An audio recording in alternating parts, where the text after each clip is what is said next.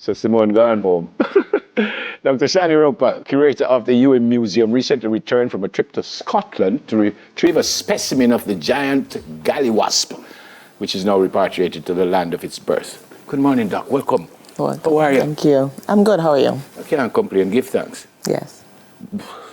Right up front, what do you say, a specimen? What that mean? Okay, so we're referring to, in this case, an entire lizard, right?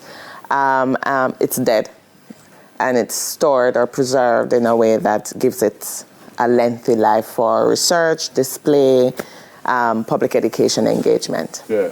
How it reached Scotland from Jamaica, please? So we don't know, right? What we do know is that this specimen was deposited in the Andersonian collection in Glasgow in the 1850s.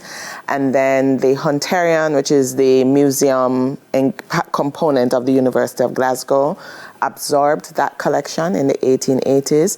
And so it has been living in Scotland for 170 years. And it was only in Jamaica before? Right, this specific species. And so I'm a social historian, so I'm going to summarize the way how my scientific colleagues have explained it to me. Please. So Jamaica has 11 species, I think, of Galliwasp, in a family of Galliwasp. 10 are endemic to Jamaica. And this specific one would be the largest of the family. And it's been extinct since we approximate, where it was last recorded as cited in the 1840s.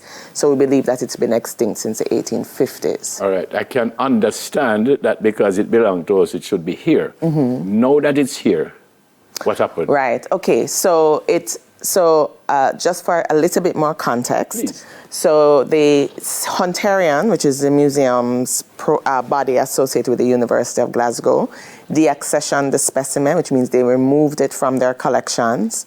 And under the University of the West Indies Glasgow MOU, which was signed in 2019, the ownership of the specimen was transferred legally to the University of the West Indies. Okay. What is happening is that we're putting it in the National Flora and Fauna Collection, which is the Natural History Museum of Jamaica. So there is an official handover ceremony, May 22, on Biodiversity Day, where the specimen at that point, the lizard which we named Celeste, because it's female according to the metadata that we have, is going to be on display. It also coincides with the opening of the Natural History Museum of Jamaica Museum. Brilliant. It's a live lizard. It's a dead lizard. It's a dead. Right. So for the hate lizard contingent in Jamaica.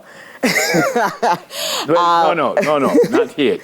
Freda lizard, all right? I stand corrected. The Freda lizard contingent in Jamaica.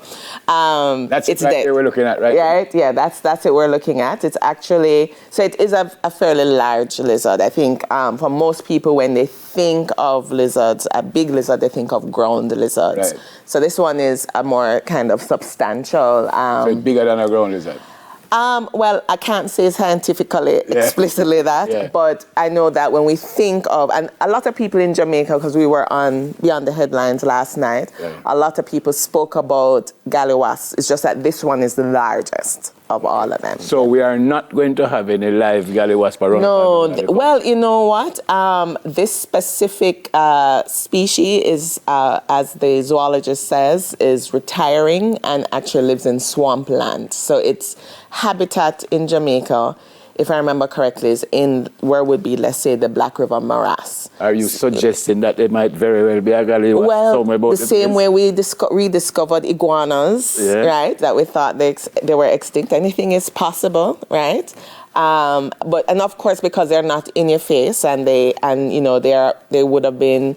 The theory is not only the expansion of plantation economy, sugar plantations, but also the arrival of mongoose, which has no real natural predators in Jamaica. As much as I will say I'm scared of lizard, I also kind of know, well, not kind of know, I know that I'm not troubling you. Right, yes. There's no need really to be scared of. Right, to run them down with broomstick. What kind of lizard is this? Is this something like a snake we can bite you and kill you and all kind of stuff? No, so the folklore does say that if a Galliwasp bites, you have to get to the water source before the Galliwasp. They don't bite, right? They're not poisonous.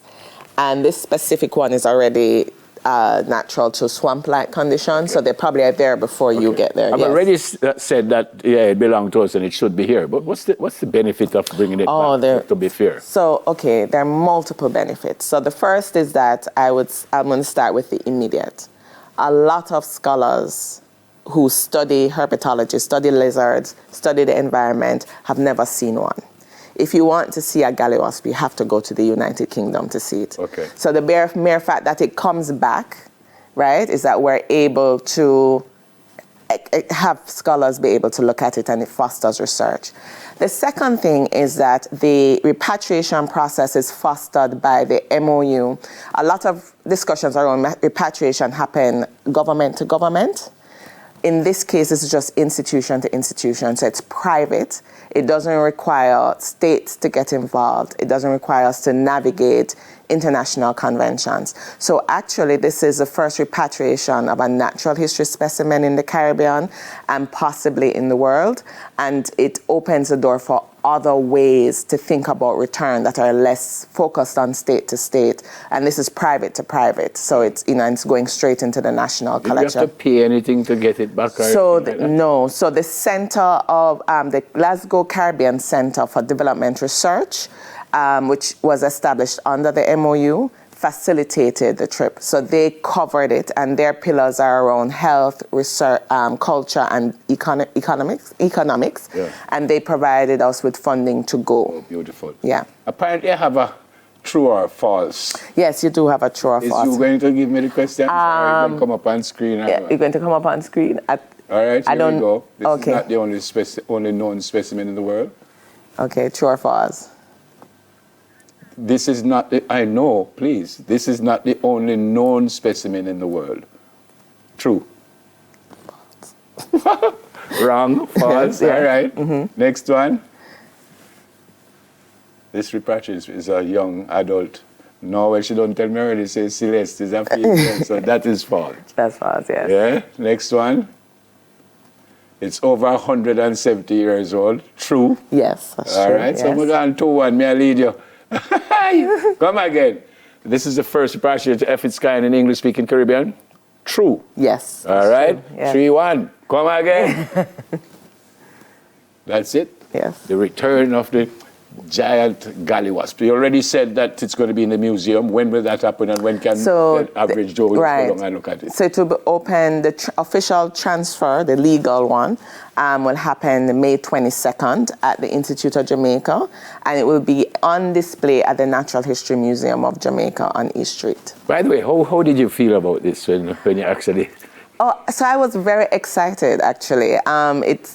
It's about 19 months of work to actually get us there, to get it, to sign over the documentation and bring it back. So we were all very excited. Fantastic. What's in the museum? The University of the West Indies Museum is a history museum. So we have the history of the university's engagement with the region, and artwork and anything that you can think of around research. Very well explained about the Galliwasp, by the way. And thank you so much. For coming in. And good work. Thank you. Work. Anything else them up for we are foreign, go feed. Curator of the UA Museum, Dr. Shani Roper. Second edition of News in 5 comes up now. Stay with us, please. Soon come.